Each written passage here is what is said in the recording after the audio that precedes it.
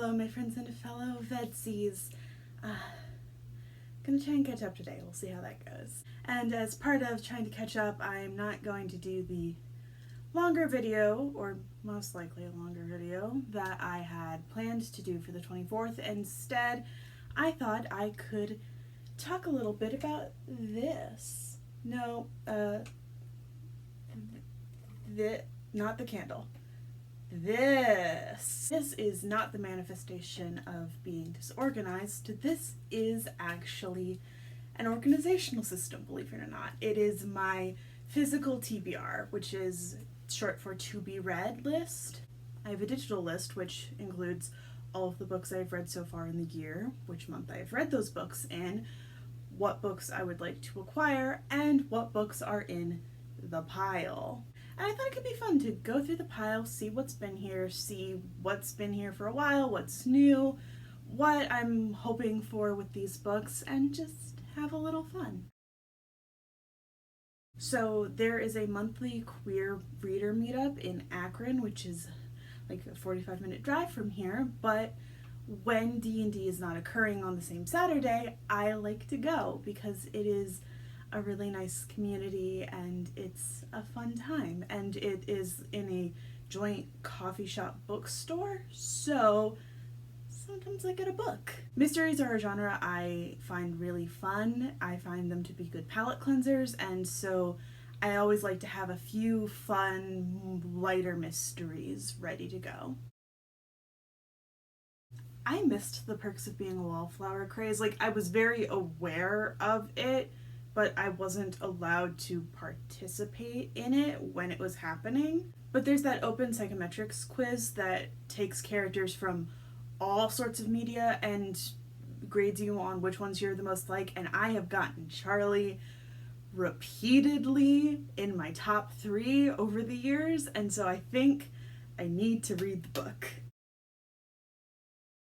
There is a really cool translated works bookstore downtown, and I don't get to go there often, maybe once a year, but I always try to pick up some interesting stuff. I got A Bomb in the Heart, which I read back in April or May from there, and I also got Rossum's Universal Robots, which is the play that coined the word robot. I don't plan on reading it particularly soon. It just seemed like a fun thing to have in my collection, and I always like to try and look smart when I'm there because they're very smart there, and I feel the need to act smarter than I might actually be. I've been aware of the fact that I need to participate in Howl's Moving Castle for like 4 years now. I'm very aware that the book and the movie are things I should have already read and watched by now, but I just hadn't gotten around to it. I found I really enjoy the lighter classic fairy tale inspired fantasy, things like The Last Unicorn, Trust of the Emerald Sea, in theory Stardust, in practice not so much, and so I'm really excited about Howl's Moving Castle. Once I read it, I can finally watch it, and I'll finally have seen a Ghibli film, because I somehow have missed out on that. I do not often succumb to peer pressure. However, I know that Song of Achilles is one of those ones that if I don't try, I have to try it eventually. Like, I know I need to. I know I probably will like it. I just, really popular things can be scary because I worry about disappointing people or having them be mad at me if I disagree. I am a certified coward. However, I like horror in theory, and I think reading horror might be easier than watching horror, and so I wanted to try that. And also, this book is very obviously inspired by Scooby-Doo, and I fucking love Scooby-Doo, and so I think this might be the gateway. At least I'm hoping. This book is pitched as a Indiana Jones the Mummy inspired adventure romance with magic, and that is incredible, that is wonderful, that is perfect. It is also a book that the first time I saw it, I was just like, Brina would read that. Brina, for those of you who are not in the know, is one of my D&D characters. She has a thing about birds. This just seems like a book that she would eat up, and she is a part of me, so in theory, I'm gonna love it. Also, it's gorgeous. Princess Bride, Ella Enchanted Great British Bake Off. I don't think I need to elaborate, but I mean, it's just, I'm so excited. I really, really hope it lives up to what it is in my head, because I just, and there are recipes in the back. I really want to try the recipes. I've been holding off on trying the recipes until I read the book, but I just also really want the recipes, so I just need to get to it eventually.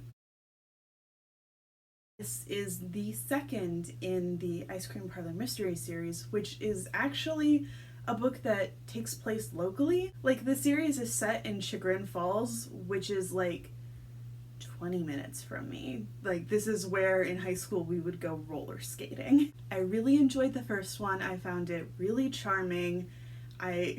Pop alone made it worth the read.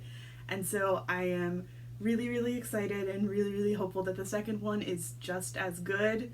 I have been putting it off. I need to get to it eventually. Whenever I get too excited about something, I also get scared about it and then I procrastinate it. It is a problem. I am trying to get better. That book's been there since January, so we'll see.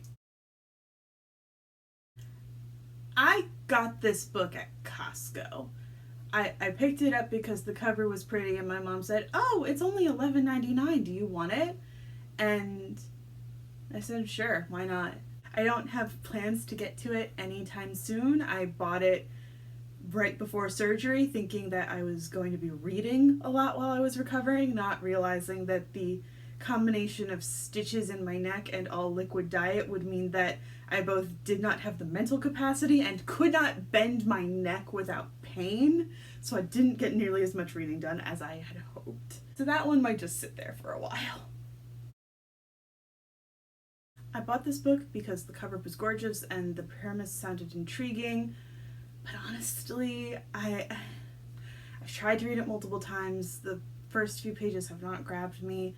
And the premise is just similar enough to the 7-Year Slip where I'm not sure I'm going to be able to divorce those two in my mind, and this one probably will pale in comparison is the problem.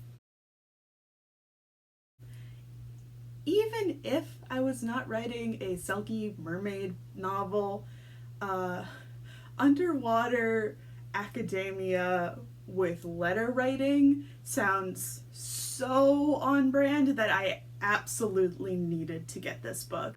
Also, one of my Bookstagram friends specifically told me I needed to read this, and I want to trust her on this one because I think it's going to be good. I hope it's going to be good. I really want it to be wonderful. There are a surprising number of food books in this list, and a surprising amount of specifically Chinese food, because we've got Fake Dates and Mooncakes, Death by Dumpling, and not on the TBR, but read last year, I've got When You Wish Upon a Lantern, which also features mooncakes heavily. I have a real fondness for Chinese culture and Chinese American culture and Taiwanese American culture and Chinese food, stemming from the days that I took Mandarin in high school. And I also really like Fake Dating and corgis, and I'm hoping this one's going to be really sweet and wonderful. I just haven't quite been in the mood for it yet, and I'm waiting for the perfect moment. A disabled asexual high school romance is everything I wish I had had as a teenager, and so for my past self, I absolutely need to read this. Also, I love overly petty academic rivals. I think it's such a silly but real concept. Okay, so aside from the fact that this cover is gorgeous, it is also a story about grief, and I am a sucker for stories about grief. so I absolutely had to get this. And I absolutely have been procrastinating reading it because I'm convinced it will make me cry. Twelfth Night is high on my list of favorite Shakespeare plays, and so a Twelfth Night inspired romance is so up my alley. Like, She's the Man, hello! And an even more modern take with gaming seems so fun and so clever and so cute. I'm really excited about this one, and I'm especially excited to pick apart all the Shakespeare references because I love Twelfth Night. I've nearly worked on Twelfth Night twice, had tragedy befall both times, and it's still probably in the top 3 to 5. So I love the show, and I'm really hoping that there's some fun references here for me. Regency murder mystery. I can think of few things that sound more incredibly predictably on brand for me. I'm a little nervous about this one because there's a fine line between interesting character taking on the patriarchy versus I'm not like other girls, and I have been burned before by other books, and so I'm really, really hopeful but skeptical at the same time. I don't read a lot of nonfiction, but when I do, it is typically about entertainment, about TV, movies, theater, and so a whole book on the history of the movie musical is incredibly on brand. This one got released a few months ago. There was a huge amount of hype, and I thought it was really interesting. Heists, vampires, and tea houses, and it seems so cool and so exciting, and it seemed perfect for autumn, so I have been saving it for October, November-ish, and I really, really hope I like it.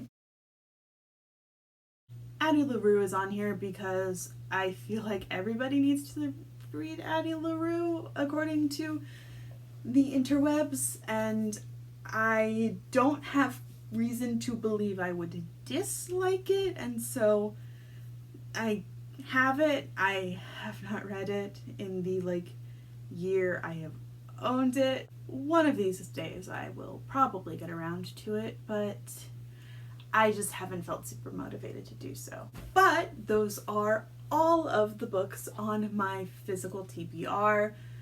There are quite a few of them. I am excited for so many of them. I cannot read much during VEDS, so I am going to get back into all of that in full force in October.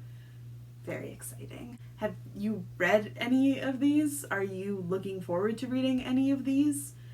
I'd love to know. And with that, my friends and fellow VEDSies, see you tomorrow. Or later today, we'll see.